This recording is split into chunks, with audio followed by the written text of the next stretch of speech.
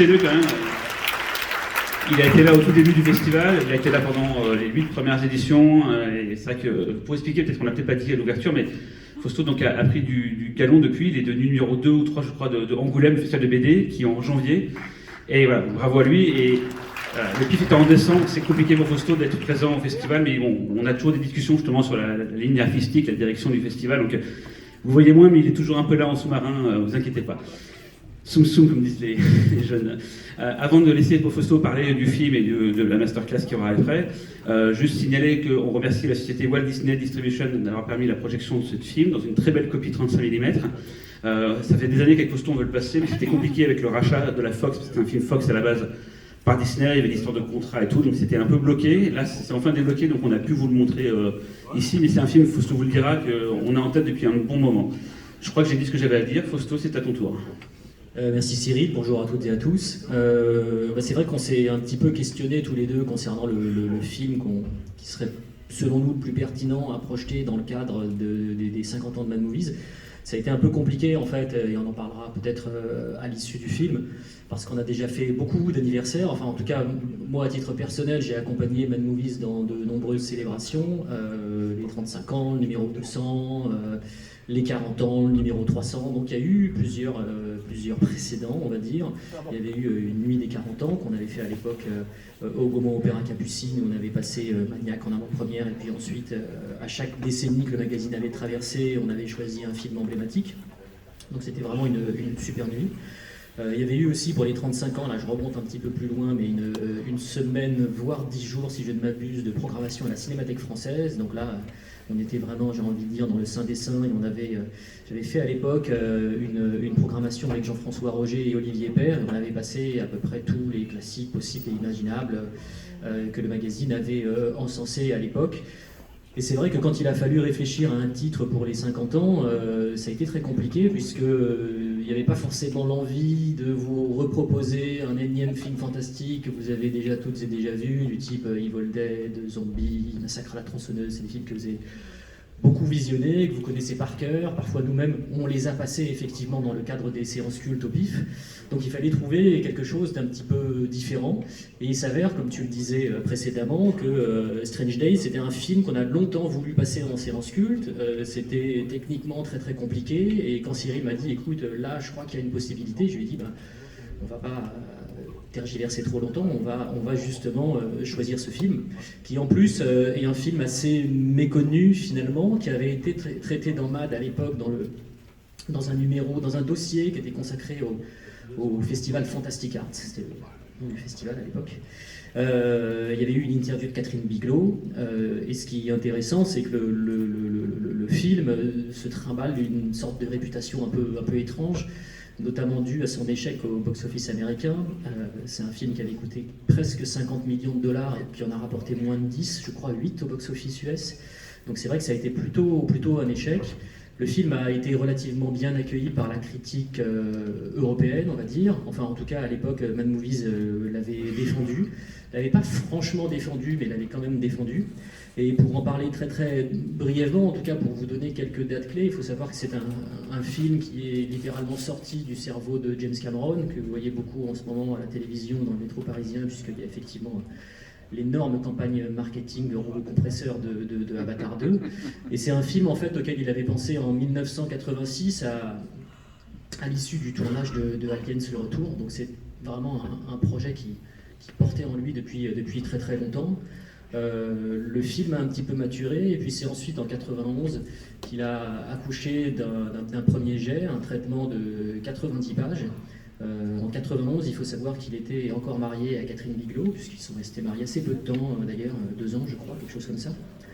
Et le film a encore un petit peu traîné, il était question qu'il le réalise, et puis finalement il s'est embarqué dans un remake de la totale de Claude Zidi, à savoir True Lies. Je ne sais pas s'il aurait dû réaliser Strange Days, mais en tout cas le score au box-office du film indique peut-être le contraire. Et bref, il y avait eu aussi beaucoup de différents comédiens qui ont été rattachés un temps à Strange Days, notamment Schwarzenegger, John Travolta, enfin bref, il y avait quasiment tous les gros acteurs de série A qui ont été un temps envisagés. Et puis finalement, c'est Ralph Fiennes, ce qui est en termes de bancabilité un peu un cran au-dessus.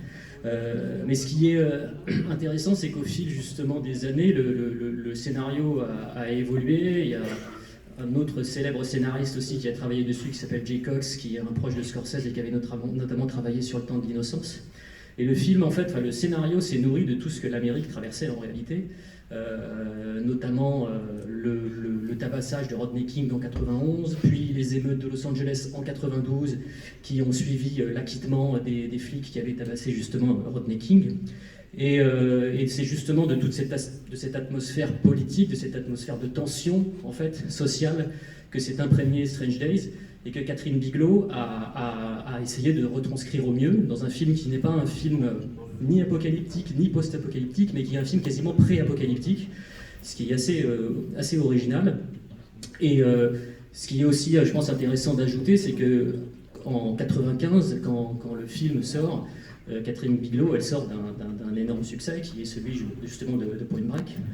Donc ça a été vraiment une vraie déception pour elle, cet accueil aussi tiède du film et ses scores au box-office aussi médiocres, d'autant qu'elle était un peu the next big thing, quoi. C'est-à-dire que c'était vraiment la réalisatrice de série A en fait à suivre et qui malheureusement a trébuché avec ce film-là, produit donc par James Cameron, qui est aussi donc l'auteur du scénario original. Voilà. Il y aurait encore peut-être plein de choses à dire sur Catherine Bigelow, mais sachez en tout cas qu'on est très content de vous projeter ce film aujourd'hui, parce que, enfin, en tout cas pour moi, à titre personnel, je trouve que c'est une des réalisatrices les plus importantes du cinéma contemporain, qui n'a jamais déçu. Je crois qu'elle n'a jamais fait aucun faux pas. Et Strange Days est probablement son film le plus ambitieux, et quand on le revoit aujourd'hui, on peut se rendre compte à quel point il est quasiment prophétique. Voilà, donc bonne projection, et on se retrouve après pour débattre ensemble. Merci. Le film est toujours aussi impressionnant, et c'est vrai que de voir sur un écran de cinéma et de voir l'écho qu'il fait par rapport à ce qu'on a traversé récemment et ce qu'on connaît et ce qu'on vit, c'est assez bon. Voilà. Donc, écoutez, je ne vais pas vous mentir, j'ai absolument rien préparé. Donc cette conversation, cette discussion va se dérouler un petit peu à bâton rompu. Hein. Donc l'idée, c'était c'est ce que j'avais dit à Cyril un petit peu en amont, c'était de pouvoir peut-être vous expliquer un petit peu comment on travaille, comment ça se passe, comment c'est que de faire une revue de cinéma aujourd'hui, peut-être aussi dire quelques mots sur le numéro spécial de nos 50 ans qui est sorti donc très, très récemment. Vous donner un petit peu, non pas des clés, mais vous expliquer comment on a décidé de fabriquer, comment on l'a conçu et comment on a effectué le choix des interviews qui y sont publiées.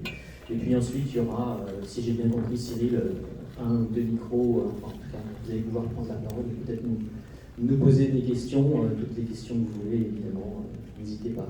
Donc je vais appeler mes collègues et mon patron, qui est un collègue mais aussi mon patron, donc je suis obligé d'appeler mon patron. Donc il y a Laurent Duroche, Gilles Esposito et Gérard Cohen. Voilà, on va s'asseoir, ça va être un peu officiel.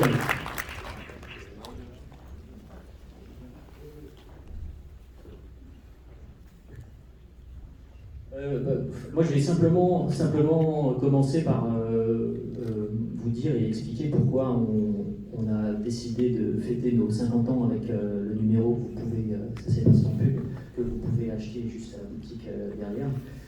C'est vrai que comme je le disais en préambule aussi de la projection, on a fait pas mal de numéros spéciaux. L'équipe d'avant a fait aussi des numéros spéciaux. Je pense que s'il y a de très anciens, je ne dis pas ça pour dire que vous êtes très vieux, lecteurs de Mad Movies dans la salle, voilà, vous devez probablement vous souvenir du numéro 100, dans lequel il y avait déjà une liste des 100 meilleurs films qui avait été faite par l'équipe d'alors. Ensuite, il y a eu le numéro 200, il y a eu le numéro 300, il y a eu des numéros, un numéro spécial pour les 40 ans, il y a eu aussi un ouvrage que nous avions fait à Les Cachettes, une sorte de guide, encore une liste qui a été publiée il y a 3 ans, si je ne m'abuse, ou 2, c'est ça. Donc il y avait déjà eu beaucoup de choses de faites par le passé, et à chaque fois sous forme un petit peu de listing.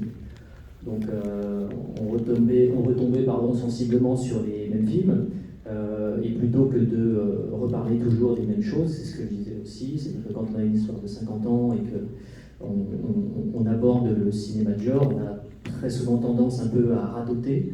Donc plutôt que d'éviter le bégaiement éditorial, on s'est dit de manière assez simple et saine, j'ai envie de dire, que convoquer nos archives, aller un petit peu voir ce qu'on avait fait par le passé en termes d'entretien avec les réalisateurs, hein, ça pouvait être quelque chose d'intéressant.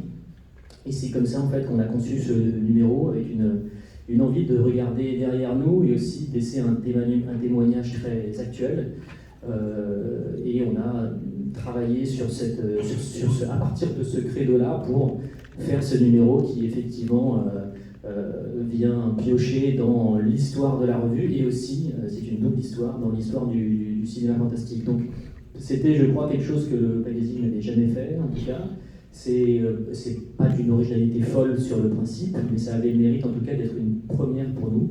Et c'est vrai qu'aujourd'hui, quand on fait ce numéro et qu'on voit la somme de talents qui est compilée, ça nous permet d'avoir justement à portée de main une véritable histoire du cinéma fantastique et une histoire du cinéma fantastique vue à travers l'histoire de la revue qui a donné justement ces colonnes, qui a accordé ces colonnes à tous ces créateurs.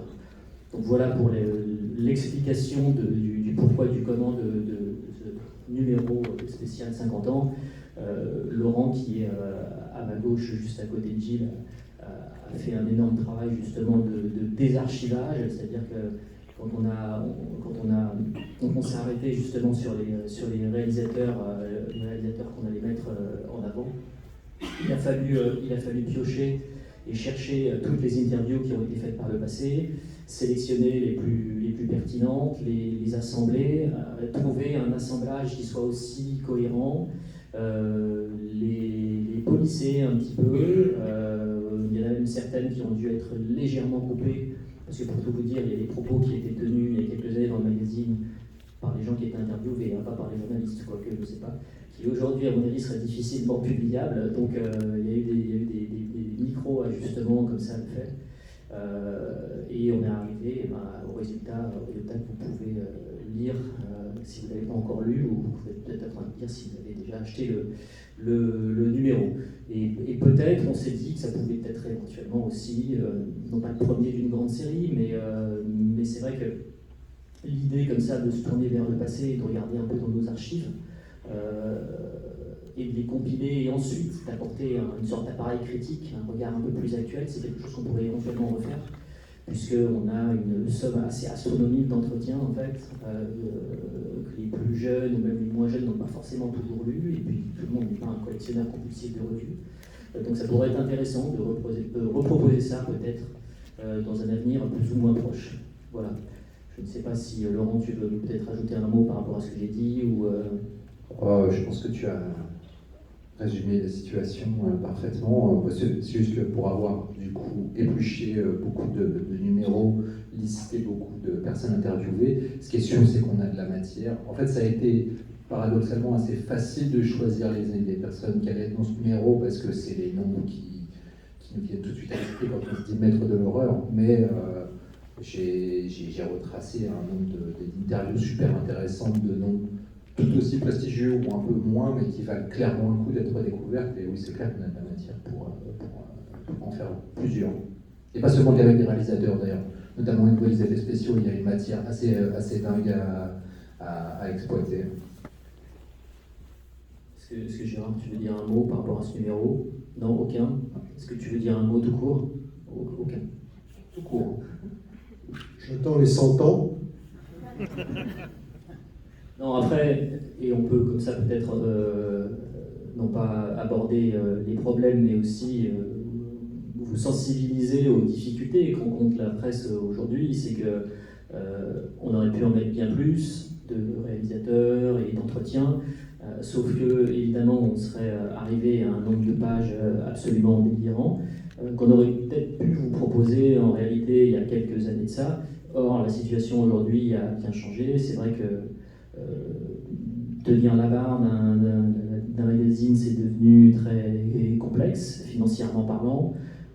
voilà, vous n'êtes pas sans savoir ce qui se passe et l'augmentation du papier, les coûts divers et variés techniques qui impactent très clairement la fabrication d'un magazine.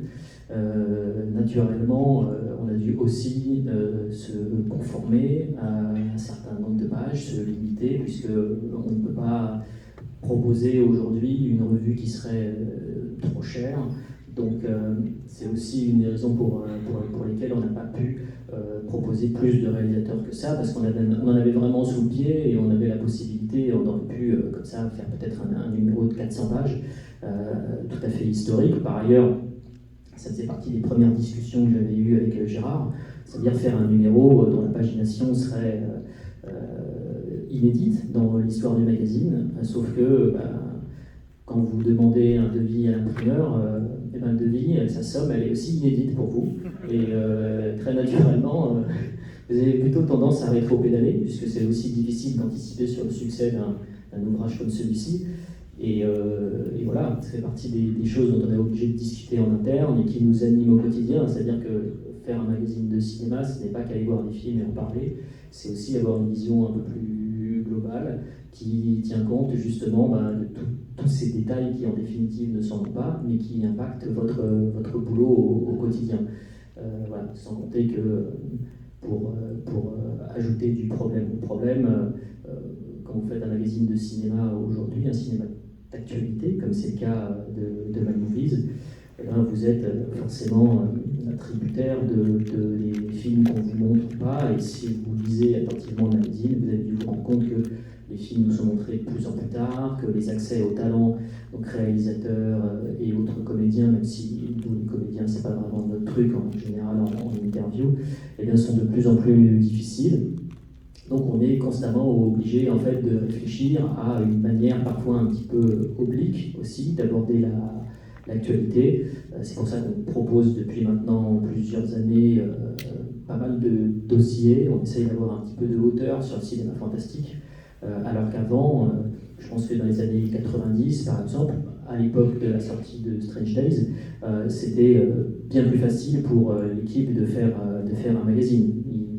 Les accès aux talents divers et variés étaient plus simples, ils avaient la possibilité de voir les films parfois 3, 4 mois, même 6 mois en fait avant leur sortie salle. Donc ils avaient cette capacité d'anticipation et de réflexion sur ce qu'ils allaient pouvoir mettre en avant que nous on n'a plus du tout aujourd'hui. Il arrive parfois qu'à une semaine du bouclage on ne sache même pas ce qu'on va mettre en couverture. Donc on est constamment comme ça dans une énergie de l'immédiateté et on est dans une urgence qui néanmoins peut aussi avoir un très bon impact en fait sur votre réflexion, sur votre cerveau. Très simplement, c'est que vous n'êtes pas obligé parfois, quand vous êtes poussé un peu dans le dernier retranchement, de réfléchir à des choses qui n'ont jamais vraiment été faites ou d'établir des stratégies, je ne sais pas si c'est le terme, mais en tout cas de réfléchir à une manière un peu originale de ne pas vous répéter. Voilà. Est-ce que Gilles, tu veux dire un mot? Je sais pas, non. Enfin, à moins que tu me lances sur un sujet particulier. Ça peut être, non, mais ça dit, ça peut être. On parlait justement parce que, voilà, que ce soit Gilles ou Laurent, c'est des personnes qui sont chez Mad Movies depuis très longtemps, une quinzaine d'années. Donc, déjà, vous avez pu voir, vous, comment a évolué en fait la manière dont les journalistes pouvaient avoir accès aux films, accès aux talents. C'est quelque chose que vous ressentez et que vous voyez dans votre travail au quotidien. Oui, bien sûr. En fait, le grand truc, c'est Internet, la VOD, le piratage, etc. C'est-à-dire qu'en fait, dans le temps, les gros films américains sortaient aux États-Unis au mois de mai ou alors pour l'été, et ils avaient leur première européenne au Festival de Deauville en septembre, puis sortaient un peu dans la foulée. Donc en fait, voilà, il n'y avait pas de réseau en ligne pour que les gens les voient dès leur, simultanément à leur sortie américaine. Donc effectivement, il n'y avait pas de problème pour organiser les projections pour la presse en Europe, en France, très en amont. Donc oui, voilà, c'est ça, maintenant les films sortent partout, à la même date quasiment, à la surface de la planète. Donc oui, mais parfois, s'il s'agit de Star Wars ou que sais-je, ils balancent le truc, balance la projection de presse 48 heures avant la sortie en salle, voire 24. Donc oui, enfin, comme tu le disais, vu qu'il y a un certain nombre de films, on est condamné à faire publier la critique en rattrapage dans le numéro suivant, parfois 10 ou 15 jours après la sortie. On essaye de compenser en ayant éventuellement des dossiers de réflexion avec un peu de recul sur les tendances à l'intérieur du cinéma fantastique. Parce qu'il y a des embargos aussi, alors pour vous expliquer un petit peu, ça nous arrive de voir des films assez importants, on les voit et on est soumis à un embargo, c'est-à-dire que la condition sine qua non pour aller à la projection et donc voir le film, c'est de signer un papier et ensuite de ne pas s'exprimer, donc ni sur les réseaux sociaux ni dans le magazine pendant une certaine durée, ce qui parfois nous bloque complètement sur le rédactionnel. Moi, très souvent, je refuse de faire une couverture, même si le film me plaît beaucoup. Si on n'a pas la possibilité de donner notre avis de manière très libre, en fait, je refuse de faire la couverture sur un film. Enfin, en tout cas, je passe à autre chose. Et c'est une situation qui est très souvent arrivée. On a été complètement bloqué par un embargo et on avait vu le film. Parfois, on avait même interviewé le réalisateur et en définitive, on n'a rien pu sortir à temps. Voilà. Alors après, il y a encore d'autres cas, on pourra en parler des heures, mais parfois on nous propose d'interviewer les réalisateurs sans avoir vu le film. Donc ça, évidemment, en règle générale, je refuse aussi, parce que c'est pas très intéressant, mais pas très pertinent de discuter avec un réalisateur à propos d'un film qu'on n'a pas vu. Donc il y a plein de petits sujets, de problèmes, il y a même le tabou du piratage, moi je suis tout à fait OK pour en parler, puisque nous on est obligés aussi parfois de pirater pour faire notre boulot, très simplement. Parfois on se fait même interpeller directement sur les réseaux sociaux en disant mais pourquoi vous n'avez pas parlé de ce film, il est déjà sur internet depuis 2 mois. Simplement parce qu'on essaye aussi de faire un petit peu attention parfois, mais pour donner un exemple extrêmement concret, le dernier Hellraiser n'est pas sorti officiellement en France. Néanmoins, on en a parlé de manière un peu oblique, pour utiliser un mot que j'ai employé il y a quelques minutes. C'est-à-dire qu'on n'a pas vendu la critique du film, mais on en a parlé et on a clairement fait comprendre aux lecteurs qu'on l'avait vu et on l'a mis aussi en couverture. Or, ce film-là, pour le voir, on l'a piraté. Et c'est parce que c'était absolument nécessaire. On ne pouvait pas attendre que les gens en parlent pendant des mois et des mois sur les réseaux sociaux. C'était le nouvel Hellraiser, on pense ce qu'on veut du film évidemment. On n'avait pas à attendre qu'il sorte en France. On a perpétuellement l'herbe coupée sous le pied justement à cause d'Internet. Donc on ne peut pas être déconnecté comme ça de la réalité en refusant de savoir et d'accepter que oui, le film est disponible, que oui, on peut le voir et que oui, on peut en parler. Donc ça nous vaut parfois quelques fâcheries avec les distributeurs, mais nous, en même temps, on n'a pas les reins solides comme un très gros distributeur. Donc on est obligé aussi de lutter avec nos propres armes, et ces propres armes, parfois, elles passent aussi par le piratage. On a été très polis, on a demandé aux diffuseurs / distributeurs potentiels du film, quand même, de Hellraiser, quand est-ce que vous allez le sortir qu'on sache. On commence toujours par ça, voilà. En formation. Nous ne sommes pas de vilains pirates. Nous jetons sur les films sur Internet. On essaye toujours de rentrer d'abord par la porte, et puis si ça ne marche pas, on essaye d'entrer par la fenêtre. Quoi. Oui. Non, je pense qu'il fallait faire cette mise au point. Ceci dit, je pense qu'on ne va pas faire non plus un lamento continu pendant... Oui, sinon ce serait interminable en fait. Pendant une heure. C'était juste pour expliquer qu'en fait, c'est pas toujours très simple d'avoir des locomotives pour le magazine. Par locomotive, je pense sujet un peu fort et sujet de couverture, avec des blockbusters, des trucs qui, c'est malgré tout très périlleux de mettre un film peu connu en couverture. On se rend compte que ça attire pas énormément le chaland. Mais ceci dit, malgré ces difficultés, on n'a pas énormément de mal à trouver des choses qui nous enthousiasment et sur lesquelles on va pouvoir se répandre dans les pages du magazine, et notamment des films parfois sortis pratiquement de nulle part, qu'on découvre dans les festivals tels que le PIF. Donc voilà, il y a malgré tout, même si pour des raisons techniques, le traitement de l'actualité des blockbusters, des gros films américains, encore que on aimerait voir plus souvent des films aussi véhéments ambitieux que sur Wednesdays, produit par les majors aujourd'hui. Mais bon, ceci dit, il y a quand même tout un foisonnement dans les films à petit budget, à moyen budget, etc. Et des nouvelles tendances qu'on s'attache à dégager dans le magazine mois après mois. D'autant que MAD, je pense, est peut-être un des rares, voire seul magazine à accorder autant de pages à un film qui sort directement en VOD ou en vidéo, ou à un autre film de qualité similaire qui, lui, aurait éventuellement droit à une sortie salle. Ça, c'est vraiment une digue qu'on a fait très tôt sauter, c'est-à-dire à partir du moment où un film est intéressant, peu importe son canal de diffusion, peu importe son budget, peu importe qui l'a fait, il mérite le même traitement qu'un film qui sortira en salle et qui aurait un budget marketing ou même un budget tout court bien supérieur. Oui, bah, ça touche aussi des petites sorties salles. Je suis venu voir, comme beaucoup d'entre vous, j'imagine, Project Wolf Hunting hier soir. Et il y avait le distributeur Victor Lamoussière, le mec de SC Distribution, qui disait que voilà, ils avaient essayé de faire des coups très audacieux avec des films très sanglants, donc on ne peut pas les nommer, The Sadness, Terrifier 2 et Project Wolf Hunting, ces deux derniers sortant en janvier et février en France, et on sentait que, dans son pari, il y avait aussi attendre quelque chose de la presse, et il nous a salués, et on sentait que, pour faire vivre le film en salle sur éventuellement une petite combinaison, voilà, notre travail n'est pas inutile.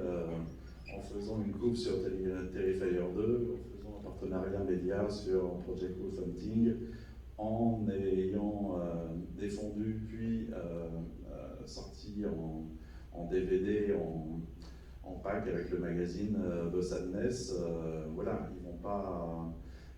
Il faut soutenir ce genre d'initiative aussi, et il y a quand même peu de magazines papier qui soutiennent ces films-là.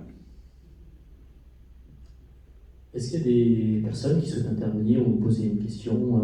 Ce serait pas mal aussi de vous donner un peu la parole si vous souhaitez répondre ou réagir par rapport à ce qui a été dit.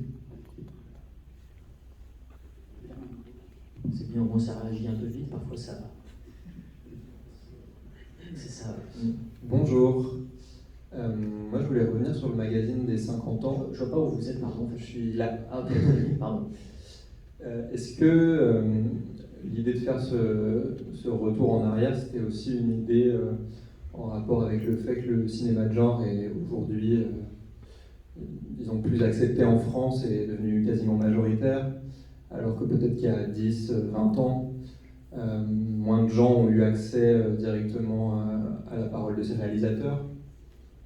Ah oui, ça fait aussi partie de l'idée. C'est-à-dire que, comme je le disais, je pense qu'il y a des gens qui connaissent probablement certains des entretiens par cœur, je ne sais pas, mais en tout cas qui ont pu les lire à l'époque.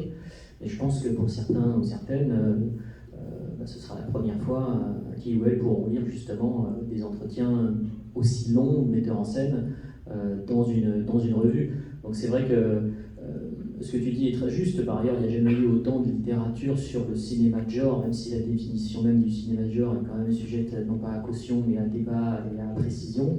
Mais il n'y a jamais eu autant de littérature, que ce soit sur papier ou même sur Internet. Même si sur Internet, c'est en cela que je trouve que ce numéro spécial est intéressant. Sur Internet, on trouve assez peu de très longs entretiens, en réalité. On trouve beaucoup de critiques, évidemment, on trouve parfois des dossiers, on trouve des entretiens. Je ne dis pas qu'il n'y a absolument aucune interview sur Internet, ce serait totalement faux, mais des interviews écrites aussi longues, aussi denses que celles que nous, on a proposées dans ce numéro spécial, on en trouve très très rarement. Donc l'idée, encore une fois, plutôt que de vous proposer des critiques, des films incontournables du genre, c'était peut-être plutôt de laisser la parole à ceux qui ont fait ces films et essayer de voir ce qu'ils ont pu dire à une certaine époque, à un instant T. Qu'est-ce que disait Dario Argento quand Ténèbres sortait, qu'est-ce que disait David Cronenberg quand Le Festin de nuit sortait. Enfin, voilà, nous, ça nous semblait très intéressant aussi de voir comment parfois la parole d'un réalisateur pouvait évoluer et ou parfois comment elle pouvait être parfaitement cohérente et comment voilà, un Toby Hooper dans les années 80 en fait, pouvait dire exactement la même chose ensuite dans les années 2000, et pareil pour un Romero, ce genre de personnalité. Merci.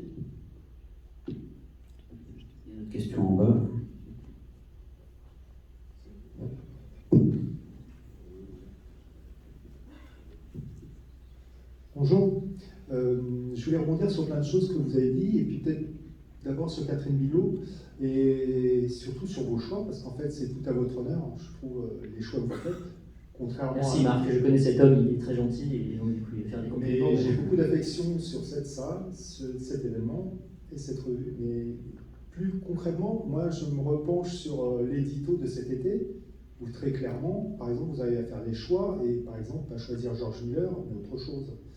Quand d'autres revues tout venantes, je ne parle pas des revues spécialisées, vont, même s'ils n'aiment pas un film, en parler ou parler d'un auteur.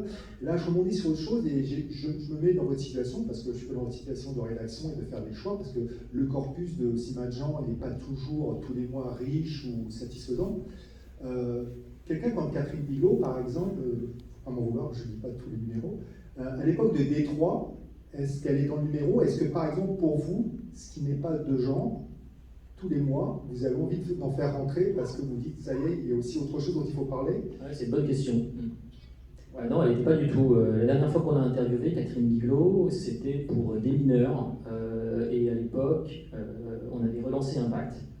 Donc du coup, on avait vraiment non pas une fenêtre, mais on avait vraiment une large place pour s'exprimer sur le cinéma qui n'était pas fantastique.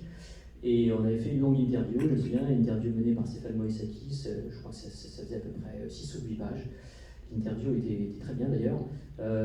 Et après, on ne l'a jamais eu à nouveau en interview, parce que, alors je sais pas, comme tu le disais, c'est aussi une question de choix et surtout de place. C'est-à-dire que, effectivement, un mois, par exemple, très chargé en actualité purement fantastique, eh ben, on va avoir un petit peu moins de place à accorder à des films qui ne le sont pas. Or, Détroit ne l'était pas. Alors, je ne sais pas, peut-être qu'à l'époque, c'est moi qui suis complètement passé à côté de mon boulot et que j'aurais pu sauter sur Détroit et faire une interview de Bigelow. Mais en tout cas, on n'avait malheureusement pas traité le film. Et, on n'avait pas interviewé Catherine Bigelow. Donc, c'est aussi parfois même des véritables cas de conscience qui se posent, et parfois des choix qui sont drastiques, c'est-à-dire y a-t-il la place, y a-t-il pas la place, alors après faut-il bouger tous les meubles et justement faire en sorte qu'une réalisatrice de cette importance-là puisse s'exprimer, c'est aussi une question. Mais c'est vrai que c'est en dehors de Bigelow, c'est des questions qu'on se pose chaque fois, que j'ai avec mes rédacteurs, c'est voilà, jusqu'où on peut déborder. Et très souvent, en fait, l'autorisation du débordement, elle est très pragmatique, c'est attends la place.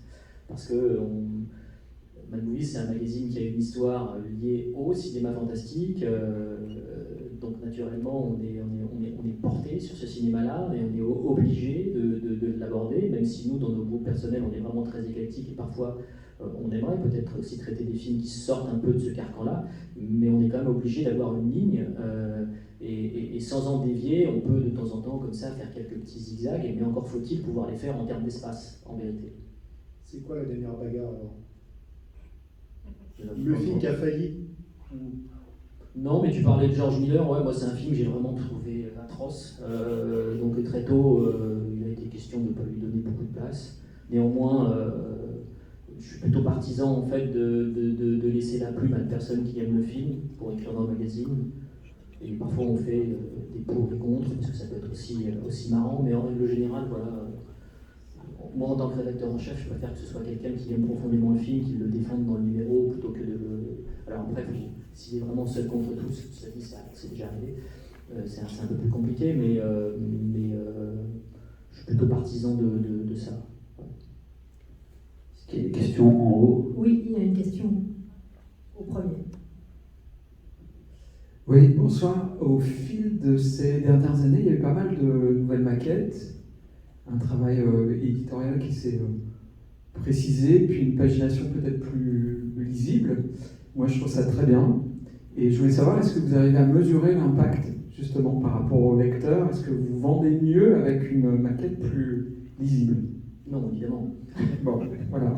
Merci. Non, mais c'est intéressant ce que vous dites, parce que c'est vrai qu'on a quand même des nostalgiques de la maquette à l'ancienne, des nostalgiques de la maquette moche, qui avait son charme, qui avait voilà, ces aplats avec des couleurs qui faisaient très mal aux yeux, ces fonds très discutables. Enfin, j'imagine que ça appartenait au code graphique temps jadis. Mais non, il y a juste une chose que j'ai déjà partagée avec mes collègues et puis avec mon éditeur, c'est on a toujours refusé d'être dans une espèce de cliché graphique, c'est-à-dire quand on regarde par exemple certaines revues nord-américaines qui peuvent être très intéressantes, que ce soit Fangoria ou Remorque, bon, eux ils aiment vraiment mettre les pieds dans le plat, donc la maquette elle est vraiment avec des petites taches de sang, parfois des toiles d'araignée, des têtes de mort et des trucs comme ça, etc. Donc ils sont vraiment dans l'affirmation graphique de cette culture du fantastique et de l'horreur. Et moi je trouve que c'est un peu tendance à enfermer le genre et plutôt à le desservir en réalité. Et c'est vrai que la maquette de Mad Movies avec les années, elle s'est un peu... alors c'est pas le bon mot, mais c'est comme une sorte de mot entre deux, une sorte de néologisme ce que je vais faire, mais elle s'est neutralisée, dans le sens elle est devenue de plus en plus neutre. Et je trouve que c'est hyper important parce que les magazines qui durent dans le temps et vous allez pouvoir relire plus facilement en fait dans quelques années sont ceux qui sont sur des maquettes assez simples en réalité. Si vous prenez justement certains magazines des années 60-70 par exemple, avec des maquettes assez neutres, en fait ils se réalisent très très bien aujourd'hui, et d'autres des années 90. Dans les années 90 on attendait beaucoup de choses très très moches, aujourd'hui c'est parfaitement easy, vous avez même plus envie de lire un article. Donc l'idée, c'est quand même aussi d'avoir un magazine qui se conserve dans le temps, et si vous avez envie de relire un dossier qu'on a fait, si dans 10 ans, vous avez envie de relire un vieux dossier, que vous puissiez vous y retrouver et que vous ne soyez pas là à devoir, je sais pas moi, fermer à moitié les yeux pour déchiffrer ce qui a été écrit, tellement la police est moche, tellement le fond est illisible, etc. quoi. En tout cas, c'est pas avec une maquette plus belle qu'on vend mieux, malheureusement. Une question en haut. Une autre, oui.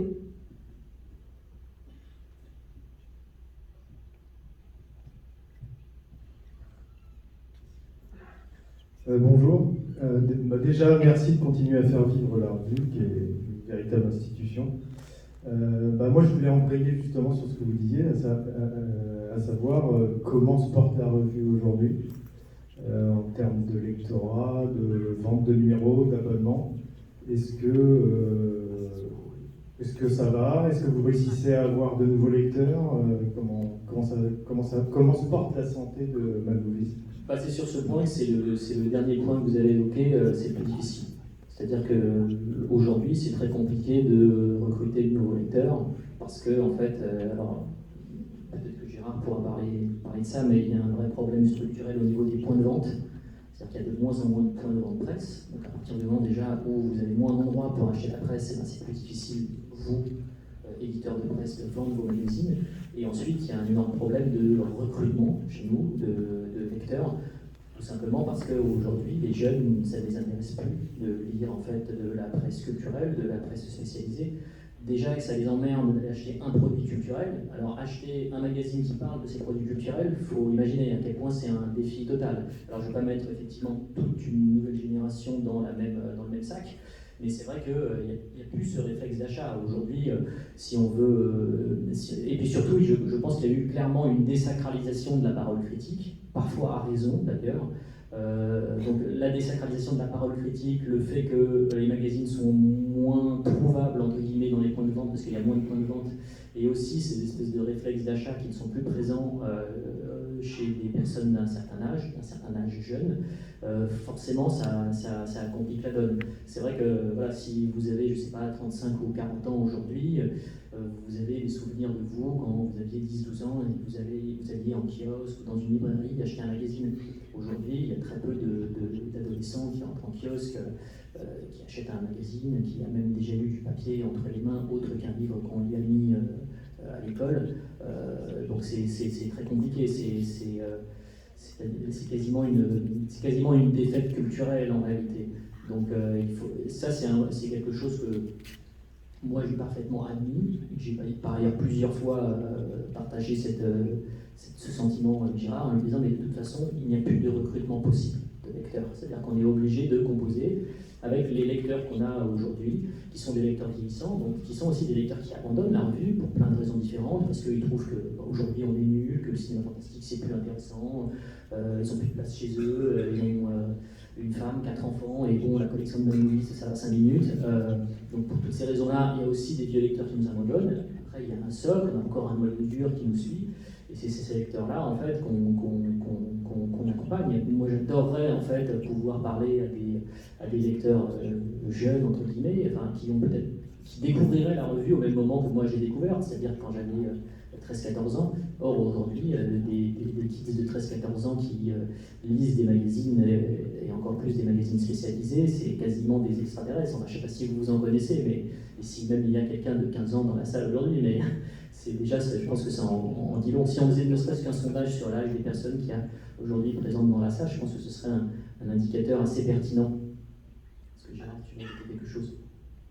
Oui, je peux ajouter des choses simples sur D'abord, je suis très content que nous, on soit en vie. On est encore en vie. C'est déjà considérable.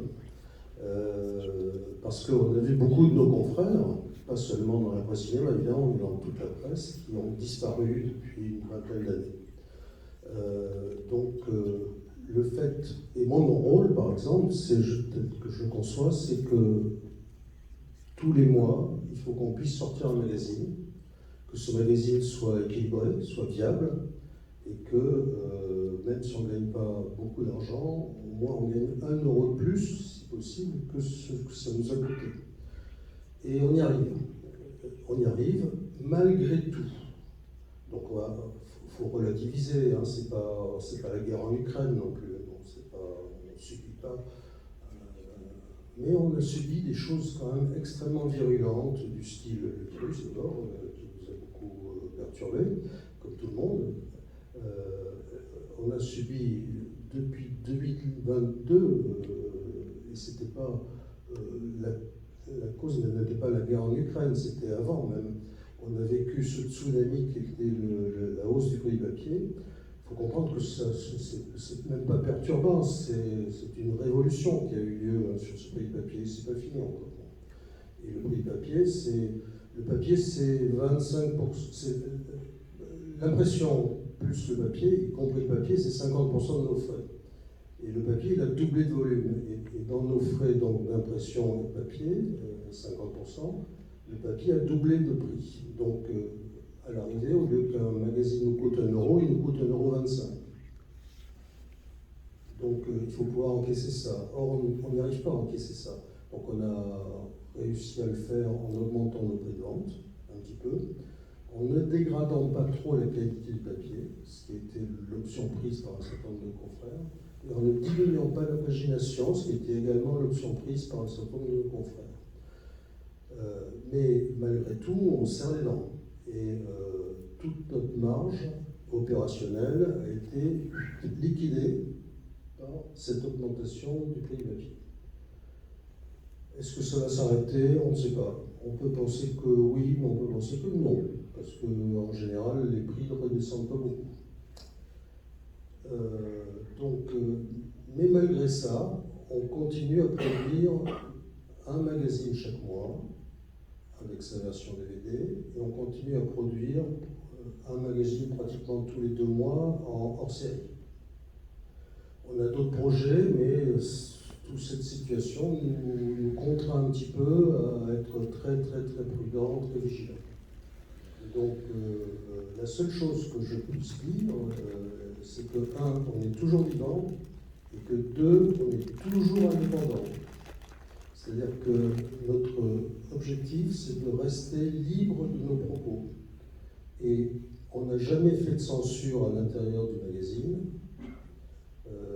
Les gens qui critiquent les films sont libres de dire exactement ce qu'ils veulent. Ils sont corrigés quelquefois, non pas sur le contenu, mais sur la forme par Laurent. Physiquement corrigés parfois aussi. Mais chacun dit ce qu'il veut. Et on se fait une gloire de défendre cette indépendance et cette liberté de ton, cette liberté d'esprit. La seule chose qui a effectivement un peu changé, c'est qu'on s'est un peu, alors il faut se neutraliser en termes de maquette ou en termes de... Bon, mais on continue à parler de tout petits films inconnus, et notre but c'est toujours de faire connaître de nouveaux réalisateurs. C'est ce qu'on dit en premier d'ailleurs. Notre raison d'être, c'est de faire connaître des nouveaux réalisateurs. Ceux qui sont aujourd'hui en haut de l'affiche, qui font des gros bidules du style Cameron, on a été les premiers à en parler. Bon, pareil pour Jackson, pareil pour Sam Raimi, pareil pour Carpenter, etc. Donc on avait un confrère qui est toujours là, lui aussi, l'écran fantastique, qui était avant nous et qui a aussi découvert tous ces réalisateurs en même temps que nous. Donc on est très content que ça continue comme ça. Mais c'est difficile. C'est difficile et souvent, bon, on a un peu les boules parce que nous, on aime bien critiquer, puisqu'on critique les autres, les films en particulier. Bon, mais quelquefois, il y a des critiques qui sont un peu maladroites.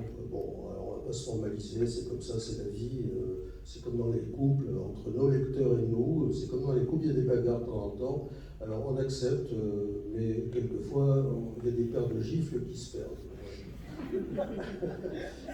Parce qu'on ne se rend pas compte, mais c'est très difficile de faire le magazine et de choisir.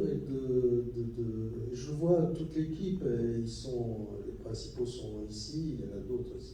C'est dire à quel point c'est une petite équipe. Hein. Non, il n'y a pas que, mais c'est très difficile de choisir les sujets. Et la sortie des films ne nous aide pas parce que les distributeurs ne nous aident pas beaucoup moins qu'avant.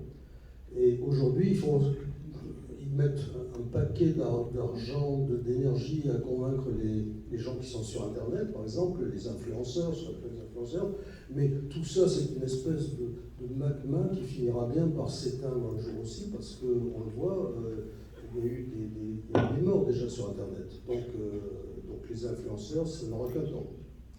Et on restera là pour dire ce qu'on pense, de façon indépendante. Le jour où on sera vendu, comment ? On sera peut-être mort. Mais bien que comme Dracula, on renaît toujours. On sort toujours du tombeau. Attention, on n'est jamais vraiment mort chez Van Maurice.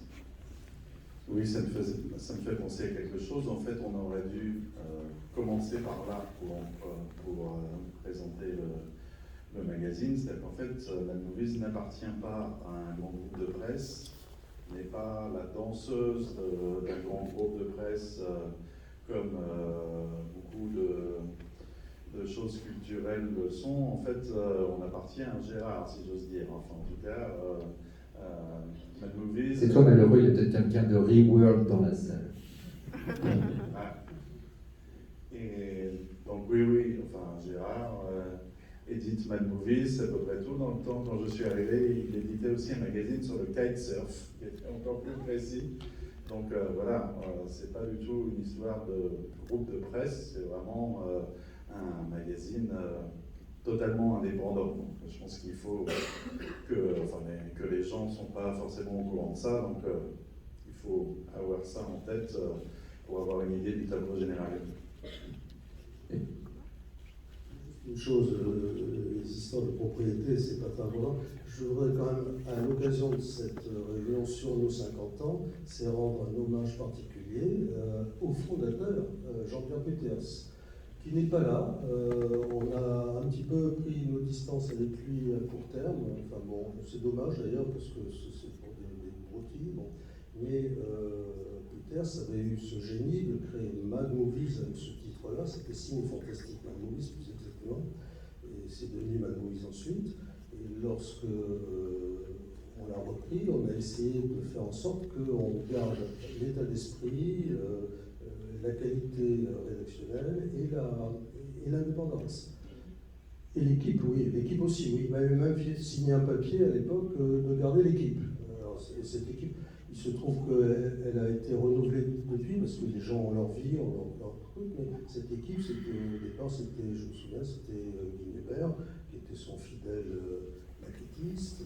C'était Daniel Ranger, c'était Moïsaki, c'était Cédric Lelélé à l'époque, et c'était Rafik Djoumi. J'avais signé un papier comme quoi je l'ai gardé. Oui. Bon, j'étais ravi de les garder d'ailleurs, parce que moi j'étais lecteur de la musique, ça m'allait quoi. Et alors lui, Jean-Pierre, il avait un talent fou, je l'ai trouvé, beaucoup d'humour. Mais c'est vrai qu'il aimait bien aussi les blagues un peu salaces et les trucs visuellement, les choses qui étaient un peu tachées, comme disait tout à l'heure Fausto, les taches de sang, des trucs comme ça, des maquettes. Bon. Voilà, on en a fait aussi, on a évolué, et cette évolution, on pense qu'elle était nécessaire aussi pour débroussailler, pour avoir un petit peu moins de masquage de notre contenu par cet aspect visuel qui était un peu perturbé. Et je vois sur le numéro spécial de 50 ans, la série, il est extrêmement pur comme maquette. Hein, c'est vraiment des textes, des photos simples, voilà, des papiers blancs. Limite, tu dis qu'on s'est pas fait chier. Un peu. Tu dis qu'on s'est pas fait chier un peu. Si, mais moi je trouve que ça donne encore plus de poids à ce que disent les réalisateurs. On le lit encore mieux parce qu'il n'y a pas d'affecterie publicitaire, il n'y a pas d'affecterie rédactionnelle, graphique, etc. Donc c'est pur, c'est simple, je claque. Je crois qu'il y a une question du jeune Cyril Despentins devant. C'est la fin. Voilà. Tu veux t'en aller. Cyril organise un petit festival comme ça. Alors mais sinon, on ne peut pas partir. On est très content aussi d'être associé au PIF. Bravo le PIF. Merci à vous.